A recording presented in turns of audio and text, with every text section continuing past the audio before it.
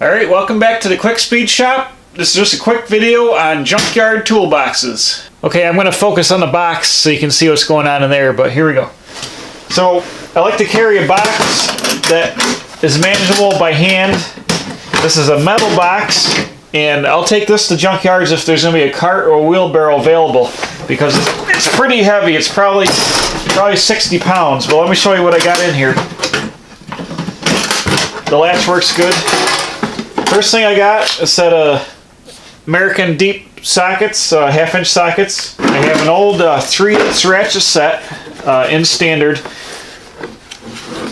which goes 1/4 inch and 3/8 ratchet up to a 3/4 down to 1/4. I have a cheap set of ratcheting wrenches in standard. I have a set of Craftsman torque sockets. These are good for getting out seat belts. A set of those. I've got a Craftsman metric 1/4 drive socket, deep socket. I guess they're deep, they're medium to deep sockets. And the secret here, if you're working on Fords, where is it? If you're working on Fords, taking things apart on like 90s and stuff, Ford vehicles, you need a 5.5 millimeter socket. So I bought one of those extra, which most sets don't include. So I got a 5.5 and I keep it inside the 13 or the 14 millimeter socket right here. So I always know where that is.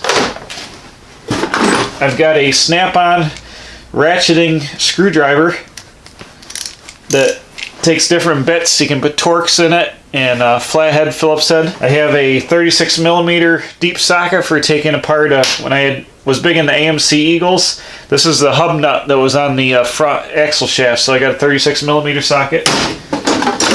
I've got a beaten hammer. I've got half-inch drive, 2 half-inch drive ratchets, a regular ratchet, Craftsman, and then a swivel head Craftsman, both half-inch drive. I've got a set of Craftsman Allen sockets. I have a set of inverted Torx sockets for taking off inverted Torx. Another 3/8 drive Craftsman ratchet. 2 sets of channel locks. I actually found this set in the junkyard, and I think I also found this set in the junkyard. People left behind. But 2 sets of channel locks, big and small. Screwdriver wise, I have a Craftsman Phillips screwdriver. I've got an old beaten straight blade screwdriver, and then another cheapo straight blade screwdriver. We got a small pry bar. Another set of channel locks. I'll probably remove these and put them in my other set. I've got some more Torx sockets in smaller size. These are benchtop. Well, some Craftsman, some benchtop. I've got a great big old beaten chisel for serious beating here. We got a set of Linesman Pliers, which I think I also found in the junkyard or found on the side of the road. There. We got a set of dikes, which I broke here on the end, but they still work for cutting stuff. A couple of extensions, like a 3/8 extension, a 1/2 inch extension. What is this? Oh, another 1/2 inch breaker bar. I must have found this as well, because it's rusty. I got a line wrench for taking apart lines. I've got one big, let's see what we got here, 13/16 wrench. A couple of bigger sockets, 15/16, 1 inch. This is probably 1.1/8 or inch and an eighth. Smaller line wrench.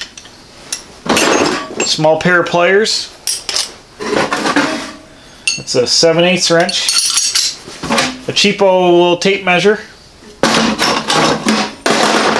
And I don't know, I picked this up somewhere off the side of the road too, a 1/2 inch wrench.